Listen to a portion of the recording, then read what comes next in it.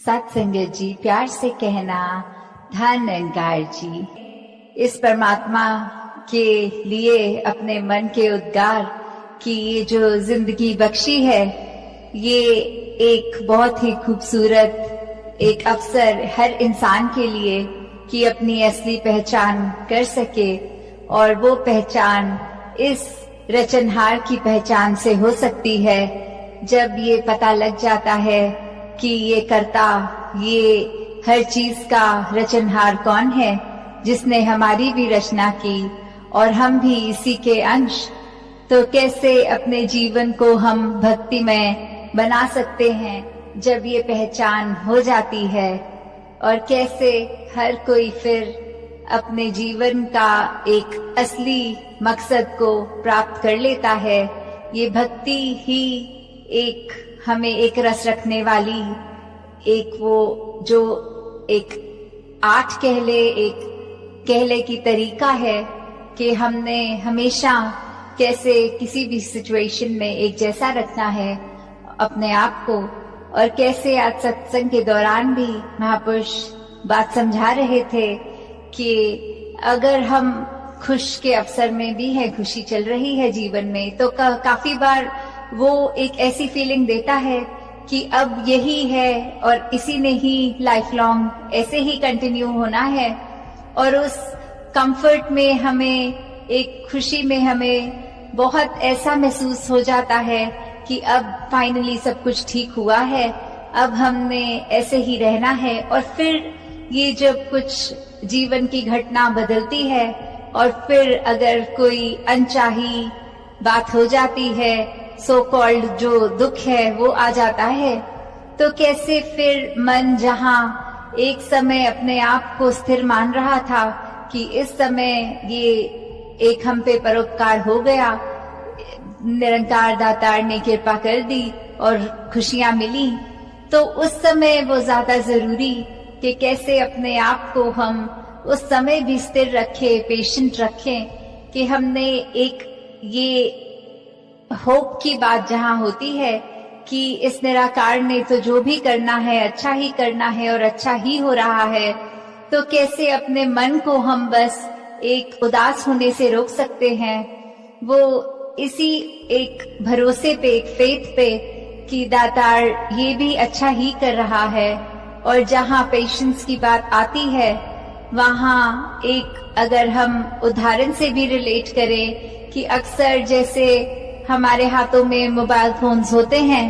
हम एक आदी हो जाते हैं कि एक पर्टिकुलर जगह पे उसको जब अपने कमरे में जाते हैं उसी जगह पे रखते हैं एग्जैक्ट हर बार। और कैसे फिर कभी अगर गलती से उस जगह से हटा के हमने उसको कहीं और रख दिया और फिर उस जगह पे ढूंढने लग गए जहाँ यूजुअली हम रखते हैं, तो फिर कैसे मन उसी पल वो बेचैनी कि ये तो यहीं रखा था, ये तो यहीं रखा जाता है गैजेट, फिर क्यों अभी यहाँ नहीं है, किसने इसको मूव कर दिया। उस टाइम हमें ये भी नहीं ख्याल रहता कि शायद बेध्यानी में हमने ही उसको और किसी जगह रख दिया हो, और वहीं उसी समय से हम स्वयं को परेशान करना शुरू कर देते हैं। एक वो डेस्परेशन आ जाती है कि वो गैजेट किधर गया या कोई भी और वस्तु किधर वो चली गई। कि अक्सर जैसे जो चश्मा भी डालते हैं उनको भी ये एहसास होगा कि काफी बार वो नजर का चश्मा ऐसे सर के ऊपर या बालों के ऊपर टिका देते हैं और फिर चश्मे को ही ढूंढना शुरू कर देते हैं।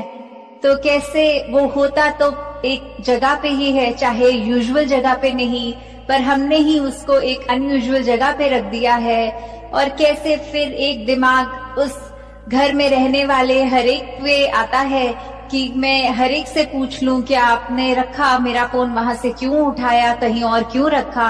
एक मन में वो हड़बड़ी सी मचनी। तो कैसे ये जब पेशेंटली हम खुद सोच लें कि एक बार हम अपने सोच को रोकें और देखें कि शायद वो और किसी की वजह से नहीं चीज उस स्थान से हिली, पर हमने ही हिलाया है।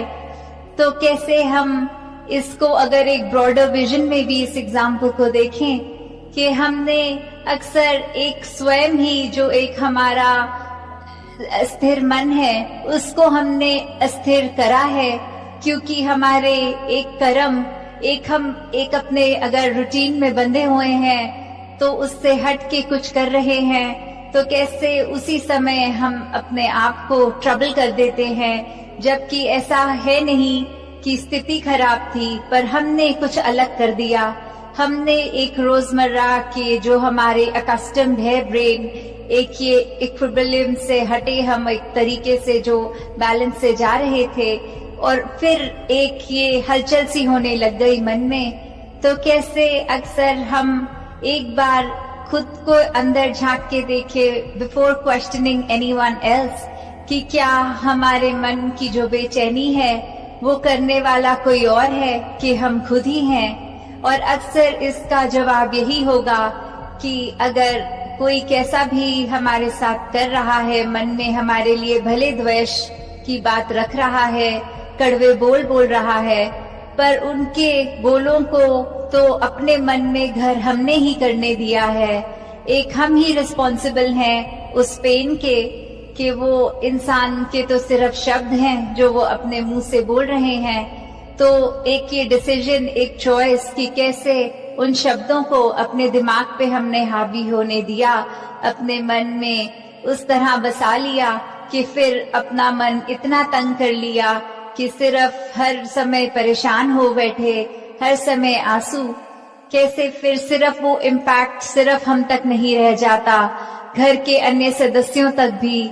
फिर एक वो जब हमें उदास देखते हैं और इतना हर एक का केयर एंड कंसर्न घर परिवार में रहता है, और फिर उनकी भी चेहरे पे वो उदासी आनी लाजमी, तो कैसे एक हम अपनी वजह से भी औरों को भी एक मायूस कर बैठते हैं, चाहे वो इंटेंशनल नहीं हो। सिर्फ हम अपने ही इमोशंस में इतने सेल्फ कंज्यूम्ड हो जाते हैं कि अपने आप से उभर के औरों के लिए उस समय जीना भूल जाते हैं। तो जहाँ ये बहुत जरूरी है कि हम जब आए हैं इस संसार में, तो घर परिवार की रिस्पॉन्सिबिलिटी, इस समाज की, इस संसार की रिस्पॉन्सिबिलिटी को निभाना है, पर वहाँ ये अपने आप को ठीक रखना ही शुरुआत है। क्योंकि जब हम स्वयं को ठीक नहीं रख सकेंगे, अपने आप को ठीक नहीं रख सकेंगे, तो फिर एक हम किसी और को कुछ क्या दे सकेंगे। तो जहाँ हर चीज की शुरुआत अपने आप से, कि कहाँ हमारी एक खामियां हैं उसको हम ठीक कर सकें, कहाँ हमारा अपना मन उदास है उसको इस सिमरन के साथ जोड़कर, इस निराकार के साथ जोड़कर खुद को एक स्थिरता की ओर ले जा सकें, और कहाँ फिर हम उसके बाद ही आगे दे पाएंगे। जैसे अक्सर अगर कोई देखे तो एक घड़ा है या कोई भी ऐसा बर्तन जिसमें पानी है, उसमें से हम तब तक ही पानी निकाल के आगे किसी और को ग्लास में डाल के पिला सकेंगे जब तक उस बर्तन में पानी है। पर जब उसी बर्तन में पानी खत्म हो जाता है तो आगे वो पानी हम किसी और को दे नहीं सकते। तो कैसे हमने हर समय अपने मन को इतना कंटेंटेड रखना है, इतना भरपूर रखना है कि ये हर समय, ये 24 घंटे इस निराकार ने जो कृपा करी है उसको हम एक खुशी से अपने अंदर बसा लें, और जितने फिर हम आनंदमय होंगे उतना ही आनंद हर कोई हमारे साथ ये ले सकता है, हमसे ले सकता है। We are able to give. तो दातार हर एक पे कृपा करे कि जहाँ सेवा, सुमिरन, सत्संग के माध्यम से इस निराकार के साथ हम हमेशा जुड़े रहें, वहीं हमारे मन भी हमेशा इस प्यार से भरपूर रहें जो हम आगे प्यार हर एक तक दे, और वही प्यार फिर वापस भी हमें मिलेगा। तो हमें इसलिए प्यार नहीं सिर्फ करना क्योंकि हमें वो वापस मिले, एक ये लेना देना तो ये प्यार नहीं है। कैसे सिर्फ देने से ही जो एक सेटिस्फैक्शन खुद को भी आती है, एक स्वयं अपना चेहरा खिल जाता है, एक अच्छा लगता है, वो प्यार हमने बेगर्ज होकर हर एक को देना है। सत्संगत जी, धन निरंकार जी। बोलिए सतगुरु